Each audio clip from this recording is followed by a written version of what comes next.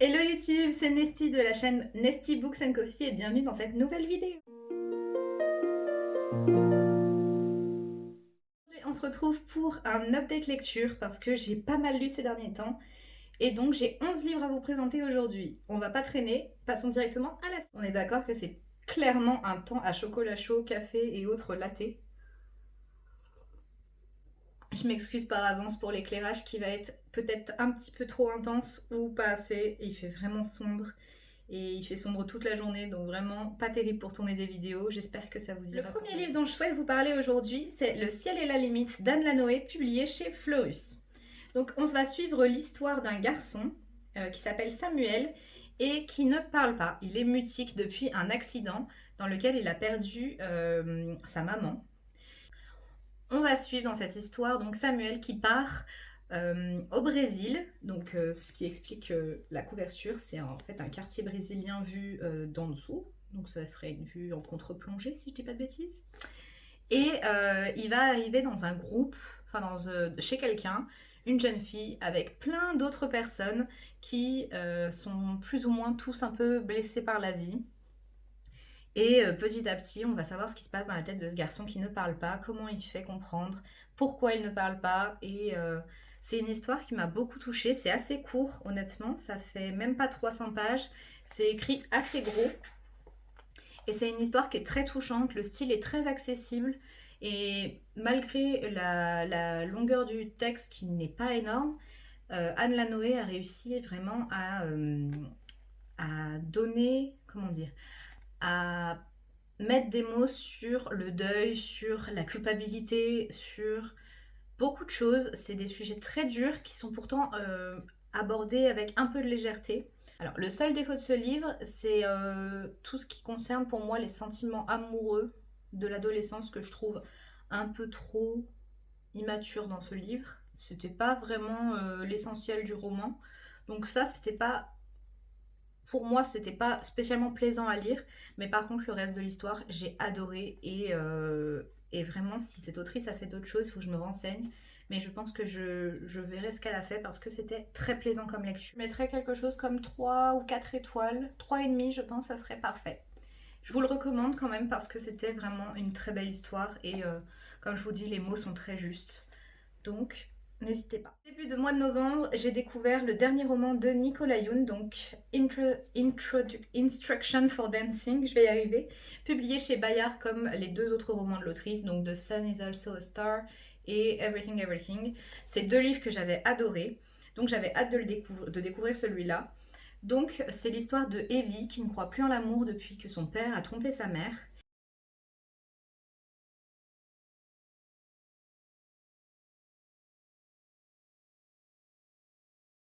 Et elle va se retrouver malgré elle dans un concours de danse et donc rencontrer un partenaire de danse. Et je vous en dis pas plus, c'est une histoire que j'ai adorée. Alors le style est très simple, ça se lit tout seul et on a vraiment le sujet de l'amour tout le long. C'est une romance contemporaine, donc on se doute bien qu'il va y avoir une romance entre les deux personnages. J'ai beaucoup aimé la représentation aussi qu'on a des personnages, donc c'est des personnages de couleur. Si je dis pas de bêtises, les deux sont noirs. Et tout ça sur fond de danse et de concours de danse. Et vraiment, j'ai pleuré à la fin de ce bouquin, je vous dis pas pourquoi. J'ai été vraiment touchée par le personnage principal. Et je pense que je l'ai lu au bon moment. C'est assez doudou, assez mignon. Pour autant, il y a des moments qui sont assez durs et des sujets familiaux forts. Et vraiment, j'ai adoré ce bouquin. Je sais que Nicolas Youn va sortir un livre en adulte, si je dis pas de bêtises. Et j'ai vraiment hâte de la découvrir dans un autre registre parce que c'est vrai que la romance contemporaine, Young Adult, c'est pas ce que je préfère. De moins en moins, j'en lisais beaucoup avant, mais c'est vrai que maintenant, non. Mais celui-là, un véritable coup de cœur. Vraiment, coup de cœur. Pépite. J'ai adoré. Je sais qu'il n'a pas plu à tout le monde. J'ai eu un retour d'une amie qui m'a dit que elle, ça l'avait pas spécialement touchée, qu'elle trouvait ça presque un peu trop niais. Mais moi, je pense que c'était vraiment le bon moment pour le lire. Donc voilà, un coup de cœur. Et merci Nicolas Youn. À chaque fois, elle arrive à me briser le cœur et en même temps à me faire aimer l'amour. Ouais, c'est bien résumé, je pense. J'ai dû vous le montrer dans mon précédent book haul, si je dis pas de bêtises. J'avais acheté La passeuse de mots de Alric et Jennifer Twice, publiée chez Hachette dans cette magnifique édition. Et du coup, je l'ai lu. Alors, je l'ai lu, je l'ai écouté et je l'ai lu également en papier. Il est disponible sur Nextory. Nextory, mon appli préférée, clairement. On va suivre le personnage de Arya qui travaille avec sa mère, qui est boulangère pour, alors en partie pour le roi et pour le reste du peuple. Et Arya va à un moment ou un autre se découvrir des pouvoirs. Elle est la passeuse de mots et elle a une quête. Et vraiment, alors je peux pas vous résumer davantage le livre, mais j'ai adoré. Dans ce livre, comme le nom l'indique, on va suivre vraiment l'histoire des mots, le pouvoir des mots. Et j'ai trouvé que c'était incroyable. Il y a plusieurs personnages et je trouve que l'équipe qu'il y a autour d'Arya est plutôt amusante. Les personnages secondaires m'ont beaucoup fait rire et en même temps des fois ils étaient pénibles, j'avais envie de les claquer et en même temps c'était parfait, vraiment c'était incroyable. Alors je sais que Alric et Jennifer Twice seront présents au Salon de Montreuil, ils vont également faire une dédicace à Lyon où j'espère pouvoir aller parce que j'aimerais vraiment faire dédicacer cet ouvrage-là. Je pense que je vais prendre les deux autres, donc le 2 et le 3 qui doit sortir, ou qui est peut-être sorti maintenant. Je vais les prendre sur liseuse et je vais attendre qu'ils sortent dans les mêmes éditions pour pouvoir les acheter. Mais vraiment, j'ai hâte de découvrir la suite parce que c'est vraiment... Alors, c'est très introductif, le rythme est assez lent sur la première partie, mais ça donne envie de se plonger dans cet univers. J'ai adoré. Arya, c'est un personnage qui me fait rire parce que elle a beaucoup de sentiments et elle se retrouve au milieu de plein de bonhommes un peu rustres. Et pour autant, elle arrive à trouver un peu le côté, le côté doux de ces messieurs, parce qu'il n'y a que des messieurs autour d'elle. Et j'ai trouvé ça très drôle, très touchant. Et le monde a l'air incroyable, il est très bien développé. J'ai hâte d'en savoir plus parce que je pense que ça reste introductif. Mais enfin, incroyable, vraiment, j'ai ça aussi. Coup de cœur. Non, pas coup de cœur, je sais pas. J'hésite, j'attends encore un peu avant de me décider, mais très belle découverte. Pour mon Pumpkin Autumn Challenge, j'ai aussi lu L'apprenti épouvanteur de Joseph Delaney, ici en format poche, chez Bayard. Donc Joseph Delaney qui a écrit donc 13 tomes, si je dis pas de bêtises, de cette saga. Ça c'est le premier, j'ai le deuxième qui m'attend, j'ai vraiment très très hâte. Donc on va suivre Thomas Ward qui est le septième fils d'un septième fils. C'est un peu obscur dit comme ça, mais si vous lisez vous allez comprendre. Et il va devenir apprenti épouvanteur. J'ai adoré la relation de Thomas avec son maître d'apprentissage. Donc il est très exigeant, il est très dur. On sait pas trop ce qu'il ressent, mais en fait on découvre plein de choses. C'est écrit avec pas mal d'humour. Ça reste aussi assez touchant. Euh, j'ai trouvé le personnage d'Alice qu'il va rencontrer qui est très drôle. C'est une petite sorcière et j'aimerais pas me la mettre à dos honnêtement. Ça se lisait très facilement et en même temps il y a ce côté un petit peu stressant sur certains passages. Ça reste de l'horreur jeunesse disons. Mais et puis moi je suis un peu une flippette donc concrètement l'horreur jeunesse ça me va très bien. J'ai pas spécialement envie de découvrir des livres d'horreur adultes. Et j'ai adoré, j'ai hâte de lire la suite et vraiment ça a l'air incroyable de cet univers. Je me dis 13 tomes, mais ça doit être que d'aventure et ouais, c'était une très bonne lecture. Et je remercie encore Margot Liseuse pour cette recommandation parce que je sais qu'elle en parle beaucoup sur sa chaîne et c'est grâce à elle que je l'ai acheté, mais vraiment, petite pépite, très facile à lire, je la recommande. Je pense à partir de 12-13 ans, c'est faisable. Et pour les plus grands aussi, et pour ceux comme moi qui ont un peu peur de tout et qui veulent pas trop faire de cauchemars la nuit. Mais très chouette, donc voilà, hâte de voir la suite. Dernier book haul, je vous présentais En et moi de Anne Cortet chez l'École des loisirs, la collection Medium. Et je vous avais dit que c'était un livre que j'avais envie de lire parce qu'il était assez court et que j'avais craqué sur la couverture. Et très bonne surprise, alors loin du coup de cœur parce que c'est très très simple, ça reste, comme je vous avais dit, une histoire d'amour un petit peu facile. Ça se passe en plus l'été, donc vraiment rien à voir avec maintenant.